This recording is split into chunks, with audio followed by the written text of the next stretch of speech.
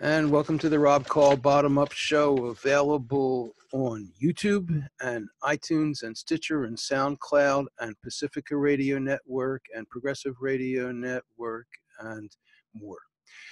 My guest for this show is Charles Mahron.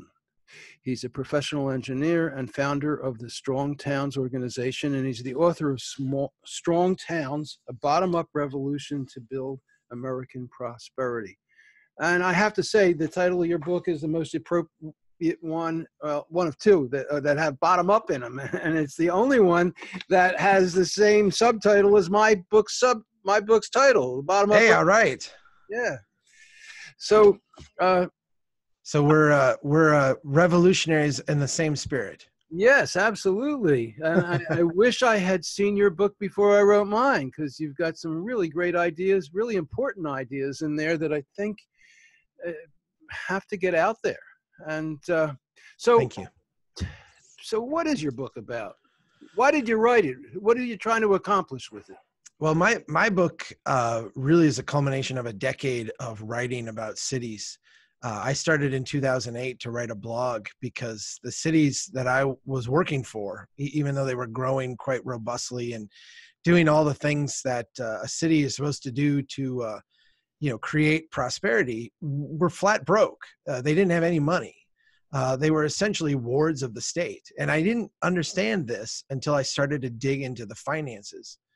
And once I started to delve into the financial implications of our development pattern, I just became inundated with the reality that the way we're building our cities creates this short-term sugar high with this huge long-term financial hangover. And I struggled for a long time to figure out what to do about that. I went through all kind of the stages of grief. Like, I denied it. I dealt with it. I cried over it. I rationalized it away, and ultimately got to the point where, it's reflected in this book. Like, we need to actually rethink the way we are building our cities. And there's a model for it. I mean, the model is really handed down to us. And so this book is laying out that kind of decade of thought on, here's the problem, here's why we have this problem, and we're not bad people, but here's why this happened. And now here's how we take charge and reshape the way we build America. What makes that a bottom-up revolution? Because it can't happen from the top down. In fact, even despite our best intentions, I think in many ways, we lose the essential organic nature of our development pattern. That feedback loop that gives you the notion of whether you're doing something right or doing something wrong completely disappears when it runs through Washington, D.C. or through a state capital. If we're going to build places that are strong and resilient, responsive to us as humans, it actually has to be done at a human scale, at the local level. It can't be done any other way. And so, the recognition that things like urban renewal, things like the Interstate Highway Act, things like the way we finance housing, were all done with really good intentions. But as time goes on, like every top-down system, they don't respond to and adapt to changing conditions.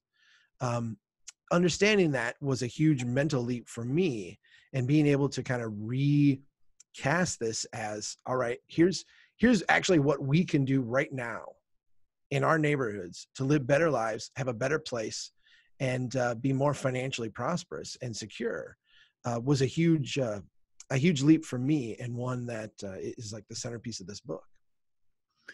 So what is your definition of bottom up? Well, it's a really good question.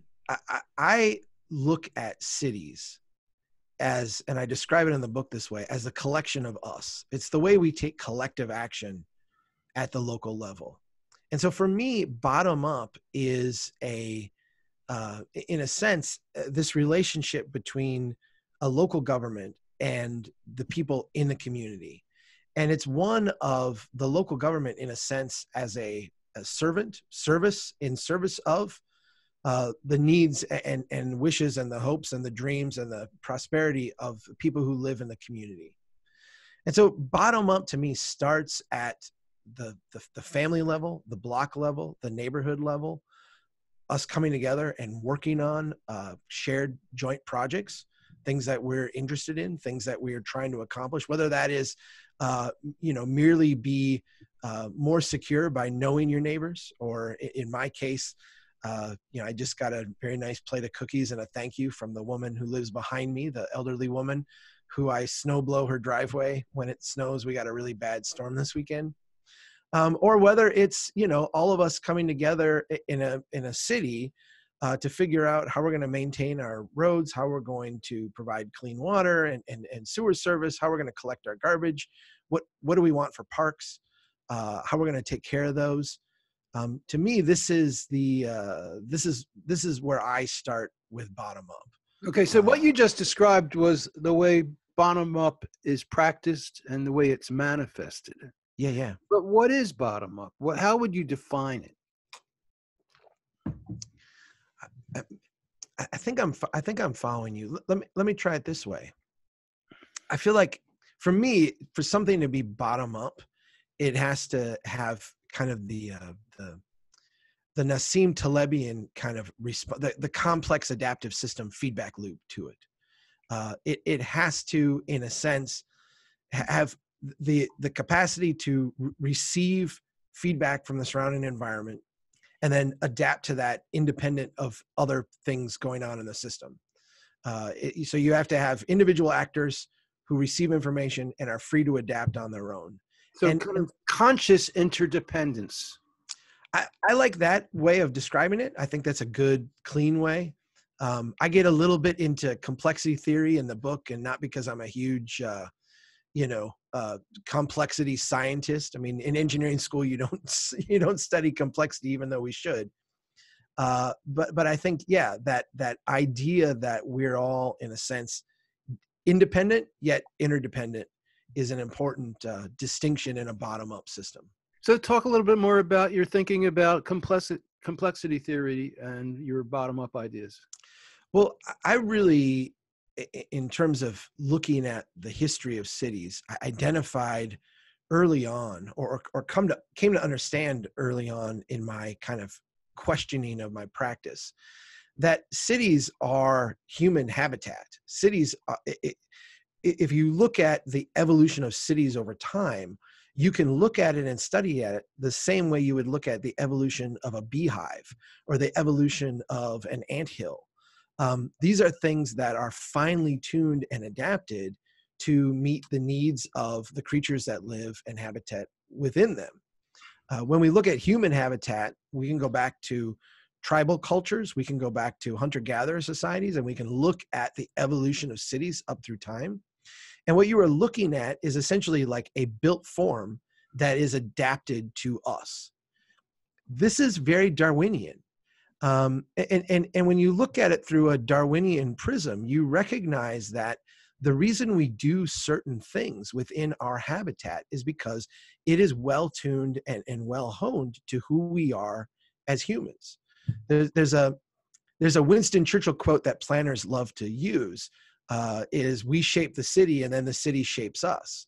But when planners use it, they're using it in kind of a top-down way. Like, here's how we shape society by building our cities. And I think that, and I don't know how Churchill meant it, but I think there's a more humble, more subtle way to use that insight. And that is that our human habitats, our cities, the places we build, are designed through kind of a Darwinian evolutionary process to serve our needs and to make us fully human. And when we forget that, when we think of cities as like a mechanism to create economic growth or a mechanism to reach next quarter's GDP targets, or a mechanism to get some national politician elected because they can do a big project, we're losing the essential humanity of what it means to come together and organically build a city. I love it. So let's see. You tell a story in the beginning of your book about your encounter with Pompeii. I like Yeah. that story. I think that kind of fleshes out a lot of your ideas. Well, here's what's not in the book that maybe I should start with too. Um, when I first went to Pompeii, I was very much a practicing engineer. This is before I went back to graduate school and got a planning degree. Engineering is a very, I'll just say, it's a conservative profession, but it's also a very confident profession. So you go to engineering school, you're taught essentially how to engineer and approach things. And you're not taught, like I said, complexity theory or feedback loops or humility in your realm of work. And so when I went to Pompeii, my first kind of view of it was through that lens. And I thought, well, how quaint, it's very cute how they did this and set up. And I remember stopping at that little, what is the Pompeian equivalent of a fast food place? And, look at it and say, well, how quaint, these people were more primitive than we were. They had this little system set up and, we would do it way differently today. It was only after pondering it deeply for a long period of time that I came to grasp, and I went back years later and looked at this, came to grasp what was actually going on. What you had was basically like a little 2-room house on a street in Pompeii. The front room was a place where they would dispense food to people who passed by on the street, and the back room was where they would live. And so you had essentially like the simple base element of human habitat, as we see in civilizations for thousands of years, including Milas City. If you go 2 blocks that way, you'll run into the same kind of building all over the place. We've built these things for thousands of years. When you look at it in Pompeii, you start to grasp how intricate and interrelated that design is to everything around it. You have not only the spacing of the buildings designed to provide this kind of natural protection and policing for the neighborhood. You have the way the buildings line up and create a great sense of place. They have just the right dimensions for humans to feel comfortable within that habitat. You have a building form that is resilient in terms of how it provides income for a family. Now we've got income from someone going out to work in the fields and the vineyards for the day. We also have a backup income from people selling stuff in this place. If one of them doesn't do well in a day, hopefully the other one will, and you can make ends meet, both do well. You can start to build savings. You have a development pattern where you can keep an eye on the kids while you work, where you can, raise children. You've got common walls with buildings around you that can be knocked out and expanded if you are going to acquire more property, or put back in and consolidate it if you're going to downsize. What you have is the base element of human habitat. Again, go back to this beehive. You have the little comb. And when you look at that and you build that over a bunch of different spaces and add them up and have those complex feedback loops where they evolve and adapt over time, you get the great cities of the world. And I think this humble root, this humble base, is really the big takeaway from the book. When we discount that humble base, when we want to skip right to the end condition, we want to start with nothing and build the big stadium, build the Roman Colosseum overnight.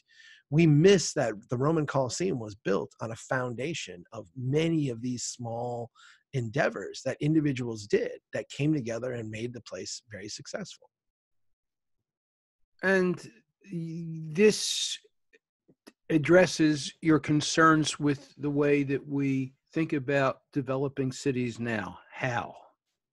Yeah, well, really, I think you can think of the transition as a little bit in tune with the Industrial Revolution, but really accelerating in this country during the Great Depression, then after World War II. We have reoriented our city building process to be one that used to be bottom up and now is very top down. In fact, I think you could describe local government now not as a collection of us, how we take collective action, but really as a cog in a kinetic growth machine, a growth machine centralized and organized around the federal government and around Wall Street, and to a lesser degree around state capitals. What we do today is we create growth in our economy. largely through the housing sector, through investments in infrastructure, through financing of housing and commercial real estate. This is 25, 30% of our economy. It's really the churn underneath. When Ben Bernanke said the US economy is the housing market, he was describing something deeply dysfunctional, whether he understood that or not. And so when we look at governments today, or when we look at our overall economy today, we have turned cities into these entities that orient up the government food chain, or orient up the food chain of capital to Washington, D.C., to Wall Street, et cetera, to try to bring in money to kind of keep the whole thing going, as opposed to being oriented towards the needs of people, the needs of small businesses, of families, of religious institutions, of nonprofits and organizations working in the community, what they need, how they function. We've taken that and oriented it the other way. And so I work deeply with government. I mean, my whole career as an engineer, as a planner, was working within these institutions. And time again, I would see where the things that motivated us, the things that got our attention, the things that put us into big meetings and, we got to get everybody together and figure, how do we get these capital flows to come in? Who's the next developer we can attract to our community? What's the next grant we can get? What's the next program we qualify for? We never ask the question, what do the people in our neighborhoods need? What are the actual lived experiences of the people in our communities? And I think that fundamentally is the shift that not only needs to be made, but that local leaders can actually do independent of anybody else. How? We can decide tomorrow that this is what we're going to work on. I was in Shreveport a couple of weeks ago, Shreveport, Louisiana, and Shreveport is dealing with a big development project. I don't remember the dollar amount, but it's maybe a couple billion.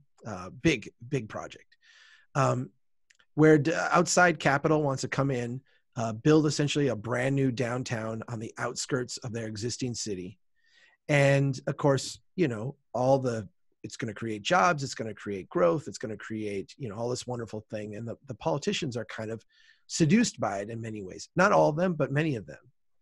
There's a core group of people that are pushing back on this in Shreveport. And there's this great community conversation. This is part of the reason why I was there, that is saying, hey, look, we have a neighborhood over here, the West Side in Shreveport, very close to the existing downtown that, by the way, is starting to make a comeback.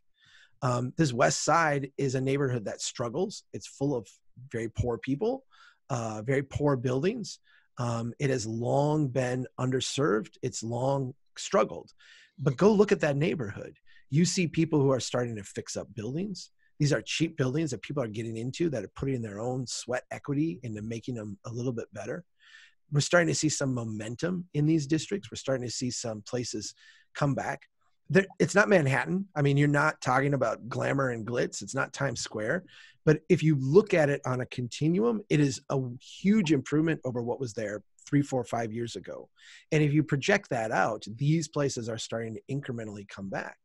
And not only incrementally come back in a way where the neighborhood looks good, but come back in a way where the humans who live there, the people, the citizens of Shreveport themselves, are benefiting from this materially. Building a brand new downtown on the outskirts of town is just going to suck the life out of this little, embers that are starting to glow in these neighborhoods. The city could spend way less and financially be way further ahead at far lower risk by simply allowing the neighborhoods that are coming back to continue on that trajectory. And to merely, instead of saying, how do we go spend, $500 million subsidizing this? How do we run sewer and water out here? How do we annex? How do we suck all the air out of our government and try to figure out how this big development happens? If they literally just said, the only thing we're going to do is try to remove obstacles from the people who are bringing this neighborhood back organically, it would be beautiful. They would spend far less time and effort, and they would actually allow something amazing to transpire if they could just get out of the way. And so I want to make sure, because there's a part of this that comes across in a way as like libertarian anti-government, and there's a part of this that comes across as like communitarian, like massive government. And it's really not either, because that's the way we're kind of trained to look at it in our system. It's really about a different form of local government, one that is in service of people in the city, in the community, as opposed to in service of this kinetic growth machine that we're oriented now to serve. How do you pitch that to a conservative or a liberal? Well, I would start with a conservative. I would say, look, your city's going broke. You're spending a huge sum of money to build stuff that you have no capacity to maintain. You're destroying your business sector, even your corporate business sector. You're destroying. You're inducing huge amounts of future tax liability and debt in order to sustain this. And financially, you just need to get a hold on it. This is not a prudent way to build. If you're talking about a fiscal conservative, that's how I would approach it. If you're talking about a social conservative, I think the leap there is maybe even a little bit easier. I mean, our development pattern really is brutal, and this is kind of the path I would use with a lot of liberals as well. The way we go about building things really does not empower people.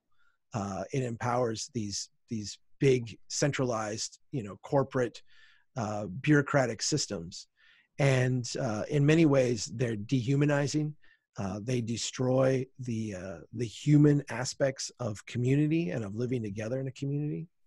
And if we can shift our orientation to serving people in our places, we can not only spend a lot less money and see a lot greater financial return, but we can improve the quality of people's lives.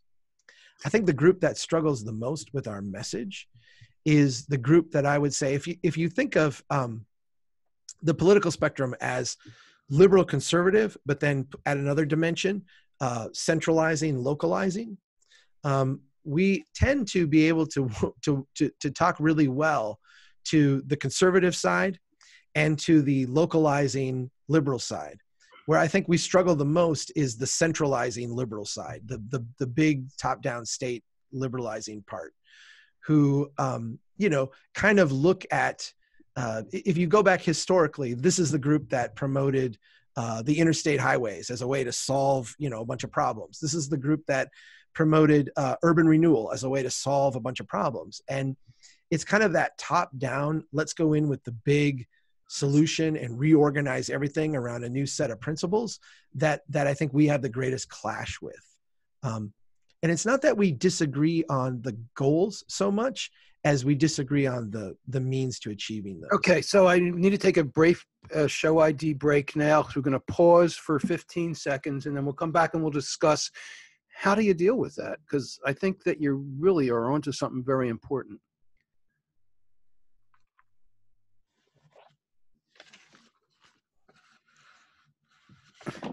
My guest for this show is Charles Mahron.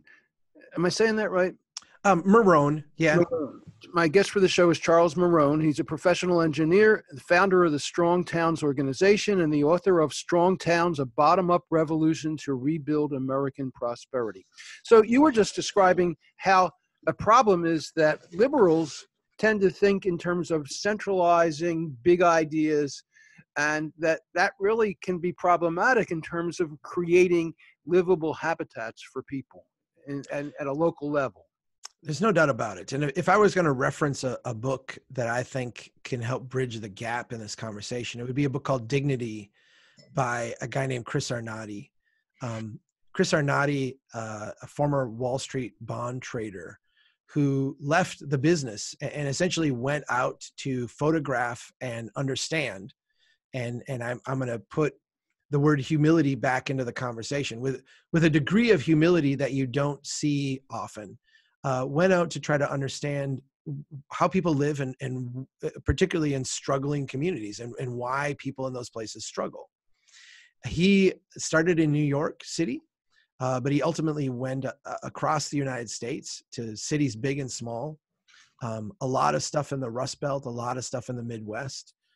and came to, I think, as a progressive, as a liberal, as a person who I think would have been inclined initially perhaps to support some large top-down solutions to things, and still does in some ways, I think came to appreciate the fact that there's a huge disconnect between what he calls the front row, the people who are highly educated, have access to the levers of power, benefit from the current systems, the way they're set up, and the way people live in what he describes as the back row, the people who are not thriving in the current system, the people who the current approach to doing things is not well attuned to.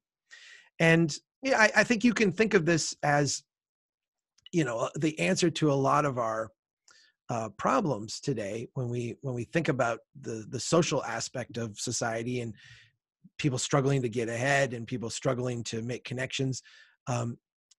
Oftentimes comes back to, well, we need to spend more money on education, or we need to get people to move to big cities where they can get better jobs. And I think these are kind of the natural solutions to things if you're a front row person, because you look at your own life and you're like, this is what worked for me. And I think what Arnade has pointed out so poignantly, and his book is just full of pictures and individual stories, and he really lets the people tell the story, is what's so beautiful about it, is that the way humans live their lives is very different than that. It's complex. It's multifaceted. It defies like a simple rubric where you just say, well, let's get people more educated and they'll be better off. No, people have all kinds of complexities they live with. And I think when we deny that, when we pretend that that's not the case, what we really do is we steal a lot of agency from people. Agency for people to not only, do for themselves what they would have done, but I think also the agency to have the options and the decisions available to them. A lot of beauty in this world comes from people working together to solve problems around them. And I think, while sometimes a lot of ugliness comes from that too. I mean, I think there's dual sides to a bottom-up revolution. And, I'm very explicit in the book that not every place will do this well. I do believe in, the goodness of humans, and that, we're all kind of striving for the same thing. And if you give people the tools and the capacity to do it, if you empower them to work with the people around them to get it done, great things will emerge from that. And I think that's the fundamental, maybe philosophical difference between those who would embrace kind of a bottom-up approach and those who think, no, this needs to be orchestrated from somewhere else. In my book, Bottom Up, I got into Bottom Up because I found that the more I invited participation and cooperation in decision making on policy on my website, the better it did. Mm-hmm. So it reached at one point over 800,000 unique visitors a month. That's opednews.com. And I started getting interested in what bottom up was. And one of the things that I discovered is that humans evolved to be bottom up. We spent most of our 5 or 7 million years of evolution developing hundreds of genes that make us bottom up. And then in the last anywhere from 500 to 10,000 years, civilization came along and repressed a lot of that and brought this different top-down mindset.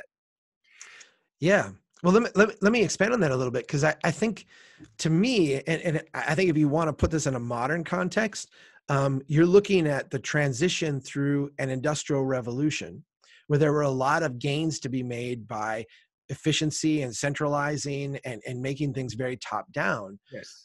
To now what we're seeing with the technology revolution is that things are going the other way. Right.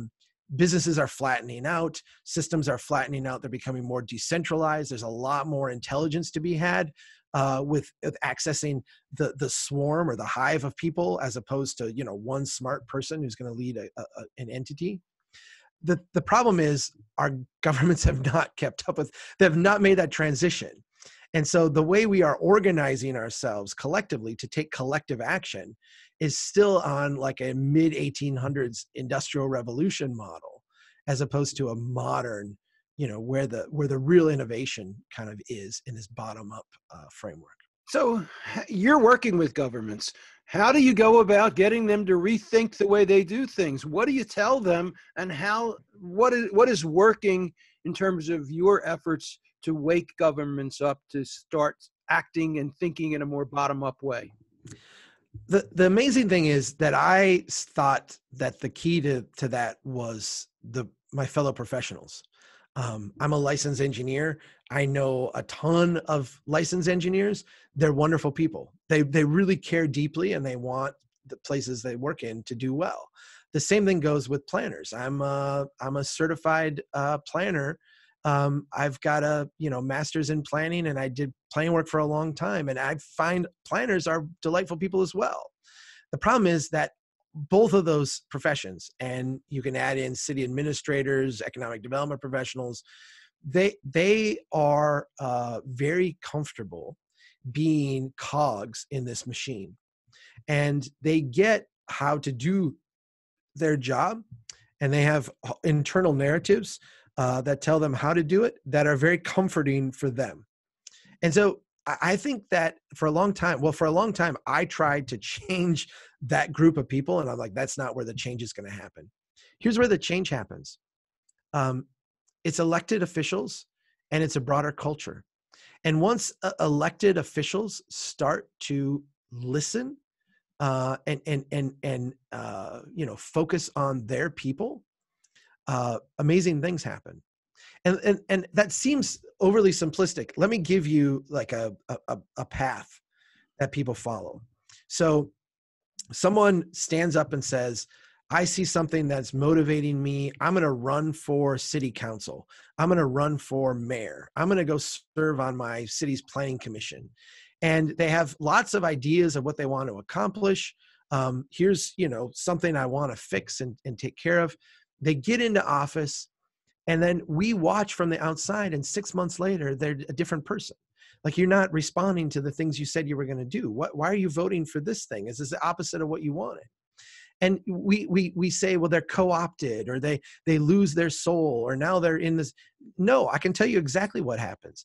They get in, and the urgencies that they're presented by the system all force them to deal with things that they're not interested in dealing with, that are not actually urgent to the things that motivated them to run for council, to be part of the system. So they're given, we've got this debt payment we've got to make. We've got this developer who's walking in the door. We've got this federal grant we've applied for. We've got this plan we've been working on for 10 years that now we're ready to vote on. And so they get sucked into the cog, the machine, the kinetic growth machine that is, in a sense, forced upon them. The cities that we see doing best and the places that we see making the best advances are where the leadership steps back and says, hang on, I want to start by focusing on the needs of the people in our community. Like that's the priority. So sure, we can get to these other things in the meeting. That's fine. But let's start with these 5 things first. Here's a street where people are having a difficult time crossing. Here is a block in the neighborhood where we've had a high crime problem. Here is, a place where we've had a lot of traffic collisions. And we start we start reorienting and refocusing. The reason why that's so successful is wait. What is that competing with? What are the other things that they're competing with? It's competing with the inertia of the bureaucracy.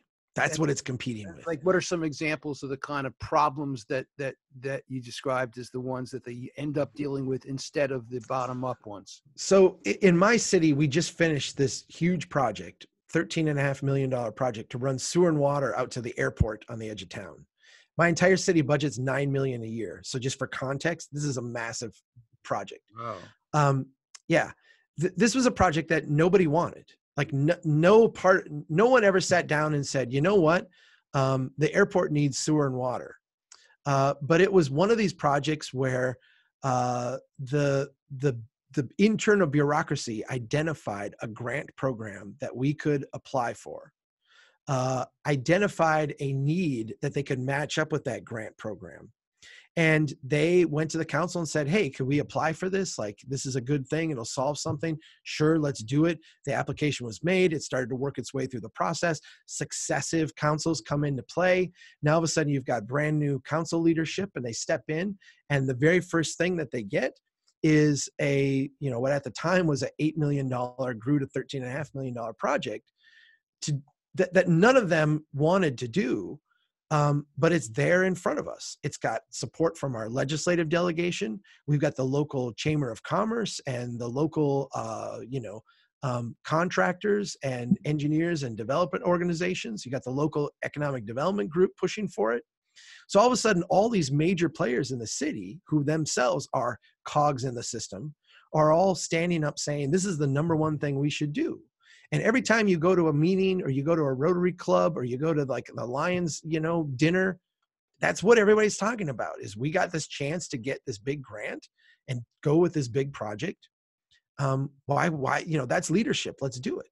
And so all your priorities to make local neighborhood investments, focus on neighborhoods, focus on quality of life, focus on, the core services the city provides, all that becomes the secondary thing to this one urgent thing you have in front of you. So this makes me think of something I've been thinking about. I wrote recently about it. This is in a microcosm. Big money corrupting so much of the way we live, the way we function. I mean, in politics, somebody comes in and says, oh, we got big money for this candidate. And all of a sudden, the best candidate disappears. And right. And you're describing a big money project, just like in Shreveport, where instead of taking care of the people, instead of doing what's the best thing, it's all the money blinds people, and it attracts them so that they stop thinking about what's good for the people. There's a term that Jane Jacobs, the urbanist writer, used called cataclysmic money. And, her way of using that term cataclysmic money kind of aligns with a quote that is often attributed to Churchill, but it was actually a physicist in England at the time that used it. He said he was talking to some fellow physicists on a problem they were working on, and he said, men, we've run out of money. It's time to start thinking. And I think the opposite of that quote is the cataclysmic money. Cataclysmic money allows us the opportunity to not think. It gives us the capacity to not have to struggle with, a deeper understanding or a deeper reality. Many businesses have gone broke. That. And who was the physicist who said that? A guy named Ernest Rutherford. Oh, sure. It's interesting because many companies have gone broke because they were able to get access to capital and essentially stop thinking. In business startup mode, you see this all the time. It's actually, there's a theory of startups that it's actually better to have less money at some points in your process, in your development process, than it is to have more. Because with more money, you don't have to struggle with the problems and they just grow. And with less money, you actually have to, you're kind of forced to, confront the things that you're not doing right or not doing well at an early point before they become cataclysmic. And this gets back to your idea that inducing growth and development, which is the conventional approach, is something that doesn't work. It not only doesn't work, it's actually making the problem worse. It feels pithy to say it, but I don't think it is. You look at 2008 and we define it as a debt problem.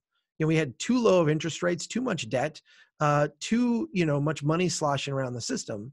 And the way we dealt with that is to add more debt, add more money velocity, add more, keep interest rates low for even longer. When we look at cities, you see the same kind of thing.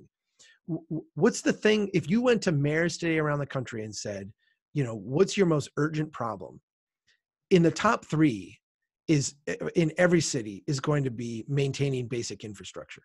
Like, we don't have even a fraction of the money needed to maintain all of our basic infrastructure. And so what's the solution? Well, let's spend a lot more on infrastructure. And if you throw a lot more infrastructure money into the current model, what you wind up with is about 60 cents on every dollar goes to building new stuff. So they're telling us, I mean, the feedback that you're getting, and this is why the long feedback loop is such a problem. We don't have the money to maintain all the stuff we built. So go back to the other end of the feedback loop, pour more money into the system. And what happens is you wind up just building a ton more stuff. Yeah, that gets you So through tomorrow, but it there's makes your problem way worse. there's that saying, "Who benefits?" from the Latin. Who benefits from all this big money? I, I'm gonna give you my answer, and I think there's a pithy way to answer that, and there's a deeper way, and I'm gonna give you the deeper way. I think that we all do as humans in the short term, and I think we all are gonna be hurt by it in the long term. Um, when you look, I think one of the tragedies today of our current development pattern is the fact that millions and millions of Americans are living in places that are so financially unproductive that they will not be maintained. They will not be taken care of. We look at Detroit as some kind of anomaly, some kind of crazy place like, Detroit, that would never happen here. Yet, I make a strong point in the book of suggesting that Detroit is actually the destiny for many, many places in North America.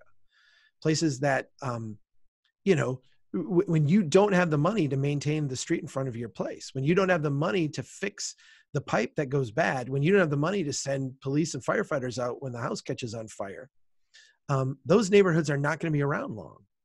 And the people of Detroit never thought that their neighborhoods would fall apart, yet go there today. And you go neighborhood after neighborhood after neighborhood, where despite the intentions, despite what people said they were going to do, we've completely walked away from places. Millions of people are benefiting from a system today that is a financial sugar high that artificially props up and provides us with this kind of crazy quality of life. When you measure it in terms of your ability to own 2 cars, or your ability to have 4 TVs, or your ability to have a 3,000 square foot house, Americans live this amazing quality of life. But if you look at it from our balance sheet, our financial stability, our overall strength, and kind of confidence in our future, it's ridiculously tenuous. And millions of Americans are not only being squeezed and hurt by the system today, but are going to be left in a far, far worse shape in the coming decades. And I think that is the ultimate tragedy of this. But you still haven't answered my question, though. Who benefits? You said everybody in the short term. Who are the people who push these ideas that tend to be the ones who are the beneficiaries? Well, I think I would go back to a little bit everything. Let me give you an analogy. You look at the housing bubble of 2001 to 2008, which, by the way, we've just reinflated. But look at that one, because there's some really good books that have diagnosed this, and they've said who benefits from this. And the reality is like everybody in the system benefits from it. The appraiser who appraises your house gets paid to jack up the appraisal. The broker who sells the house gets paid to do the transaction. The bank gets paid to bundle the loan, sell it off on the secondary market. The bondholder makes a little bit of money out of this system because they're getting artificially high returns.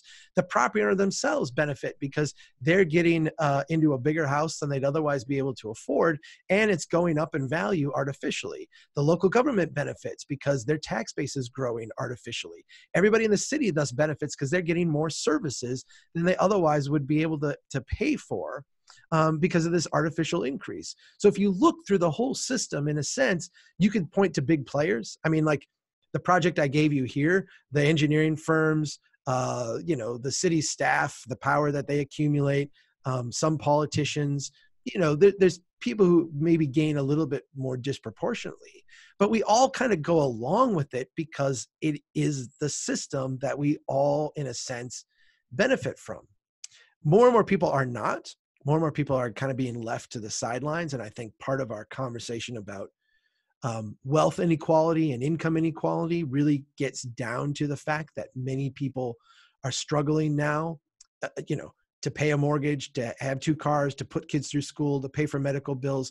These are all, I think, the ramifications of our approach. These are all the symptoms of that chronic disease, in a sense. Okay, so we need to take another break. Just give me a second here. Yeah, you're good. We're going to come back and we're going to talk about a whole lot of really interesting stuff that you're addressing. So 15-second break.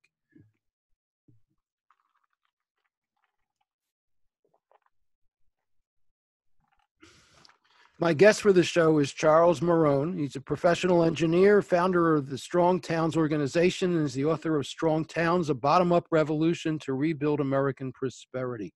Now, you talk about the way that strong neighborhoods can make us better people. Yeah. And I do discuss this, and I think you're talking a little bit about chapter 10, and I almost didn't include chapter 10 because I'm an engineer and I'm a planner. And, I think I said in that chapter many times, these are things that my mind works on, but I wouldn't say that I am like the foremost expert on. I kind of feel, I get a little bit into, religion and how we work, how we live together with each other. Good. Well, I think obviously those things are important. They're the I human like chapter things. 10. I think that's a great chapter. Well, thank you. I'm glad you put it in. It's the things that make us human.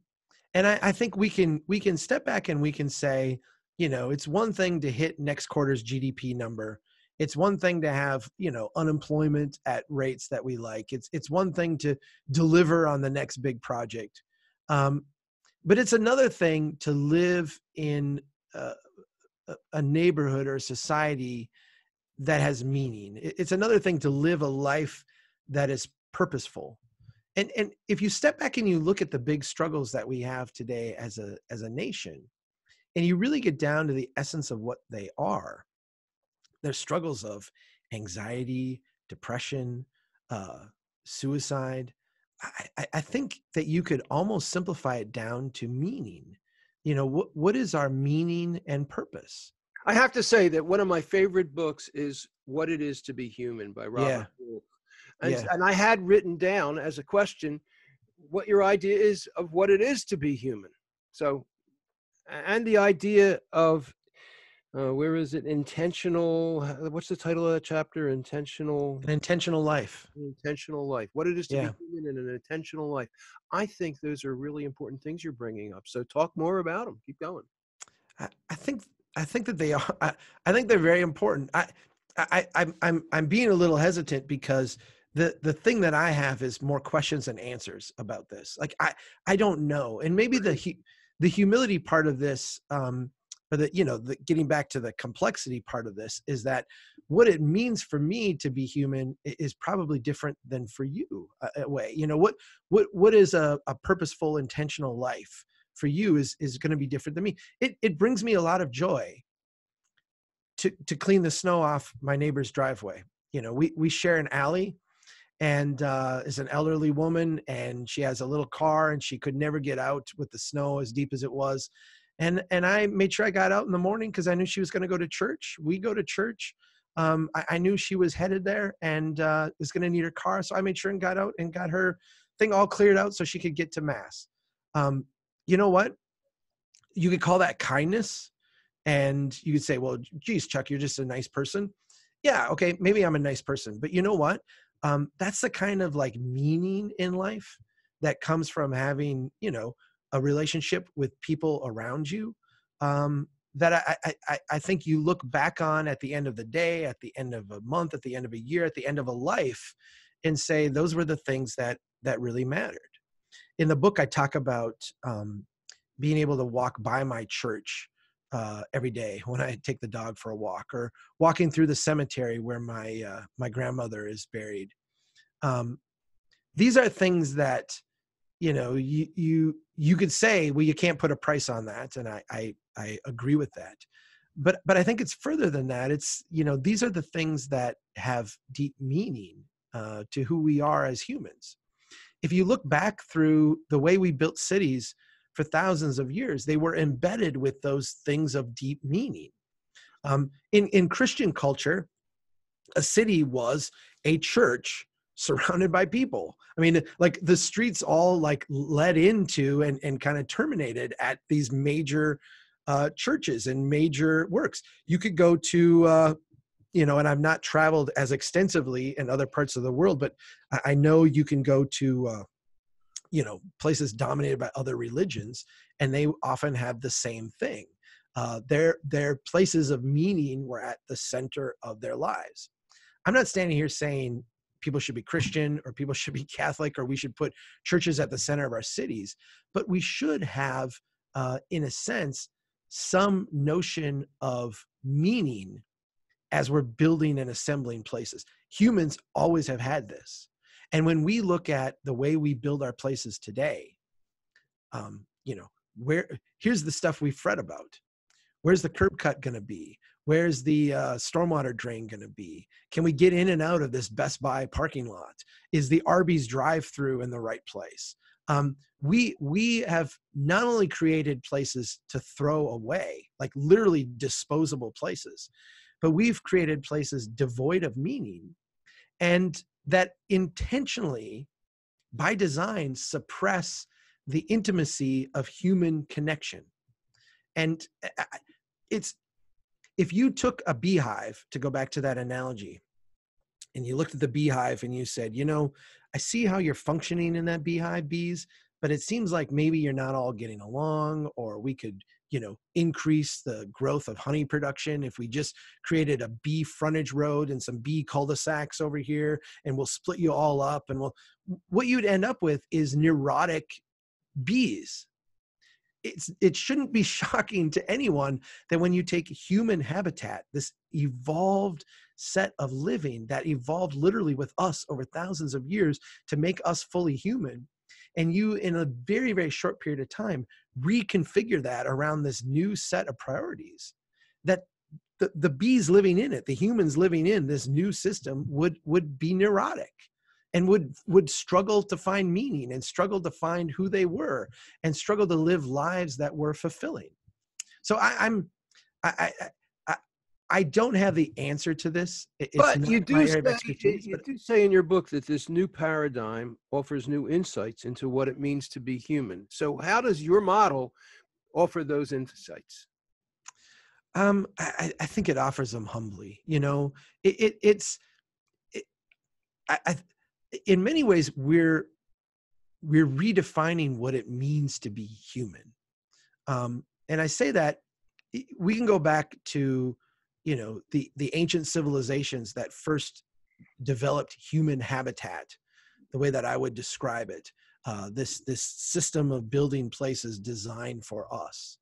And there were many things that, you look at places like that and just from a human standpoint, they dealt with death a lot more than we do. They dealt with people who died young, people who died quickly, people who got a cut on their hand and then got a bacteria and 3 days later were dead. They dealt with life differently, just functionally, than we do. And when you look at that, you couldn't be obese. You couldn't be, have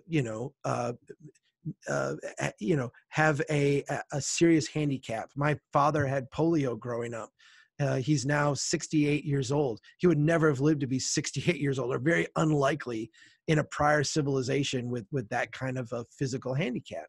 And so in a sense, we're changing what it means to be human because we have overcome in beautiful ways and in ways that we wouldn't want to go back from a lot of the limitations that drove some of the adaptations of this human habitat. But at the same time as we're doing that experiment, we're overlaying this other experiment of, well, how do we live in that on top of it? And this is where I think, I'm a little bit of an Nassim Taleb, very deep into his work, and I've read all his books, and I find his way of thinking to be very clarifying.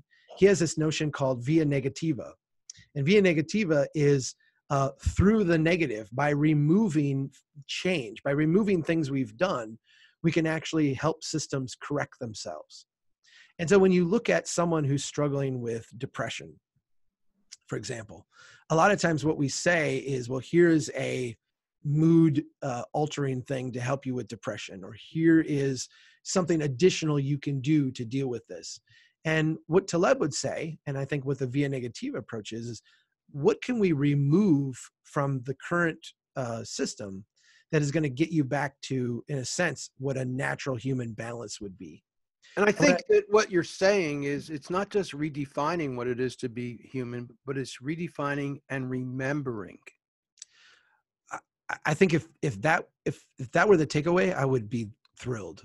I feel like if we went back, it's a fine line, because like I'm not arguing that we go back to cholera and the Black Plague, because cities were not always pleasant places. I mean, there's a reason why we made the shifts that we did when we had the opportunity. But I am saying that I think we can remember and in a humble way have deep respect for the human habitats that we created as a species to serve ourselves. And to the extent that we're trying to figure out now today, what do we do with this disaster, this financial disaster of a development pattern we've created? My answer is, well, hey, there's this operating system that our ancestors around the world for thousands of years used to use. It works. And oh, by the way, you might actually be a better person if we did. There's reasons to believe we might actually be happier, more prosperous, and lead more fulfilling lives if we did that. And I believe that we have all these hundreds of genes that potentiate our being bottom up, and that the internet and smartphones and online gaming have all made it so that people born after 1980 have more bottom up brains. And so they're more receptive to these ideas than people born before, who tend to be more authoritarian and to be more top-down thinking. So I think that your ideas now have a greater possibility of actually being embraced than before. Well, let me take a different spin on that. I agree with the first premise, that we have brains that are wired for bottom up. We're very like social animals. We have brains that are wired to work together in communities. I think that what happened for a while was not that necessarily our brains rewired to be top down, but that we kind of socially went along with the progress that brought about. And the reason why smartphones are so addicting and, all these other things that are causing all this social disruption is because they've actually tapped into something that was already latently there. Yes. Anne Sussman wrote that book, Cognitive Architecture. And I had her on my podcast, and essentially her argument was the people who do marketing understand how human brains work. And the people who build smartphones and technology, they get how the human brain works because they've studied it. And they've made these systems to work really well with humans. The people who build cities and who build buildings and who build human habitat have completely dismissed that. They don't study humans. And if they did, they would build things in completely different ways. Absolutely. So I just want to, we've got a couple minutes left, 2 minutes left. So I want to touch on that. You talk about the power of little bets to strengthen communities and improve the lives of citizens. What's that? It's the most intelligent way to do an investment. Nobody who's investing money says, I've got this big pot of money to invest. I'm going to go out and put it all on red. I'm going to go out and put it all on the one big gamble. I'm going to go put it all on, even if you think that one thing is a sure thing. It's Enron, it's the great company, and then tomorrow it's Bernie Madoff, and then it doesn't, it looks solid, it doesn't work. We are naturally inclined, and we understand that what you do is you diversify a portfolio. You create what in a sense are little bets, things that have limited downside potential, but a lot of upside potential. And when you look at human habitat, when you look at the way we built cities, this is the core investment approach people use. They started small, When things work, they added on to it. When things work, they added on to that. I think of it a little bit as like a product rollout. We would never expect even Google to come and say, well, here's the brand new email service that everybody's going to use, and Gmail is going away in 6 weeks, and here's this brand new thing, and it's completely different, and you've never seen anything like it before. What we would expect is that Google would try it out with a group of 1,000 people. And if it worked, they would roll it out to 10,000. And if it worked, they would roll it out to 1 million. And if that worked, they'd roll it out to everybody and phase one out and phase another in.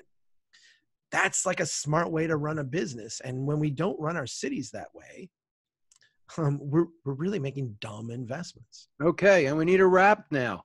My guest for the show has been Charles Mahron. He's a professional engineer, founder of the Strong Towns organization, and he's the author of Strong Towns, a bottom-up revolution to rebuild American prosperity. Thanks so much for being on the show.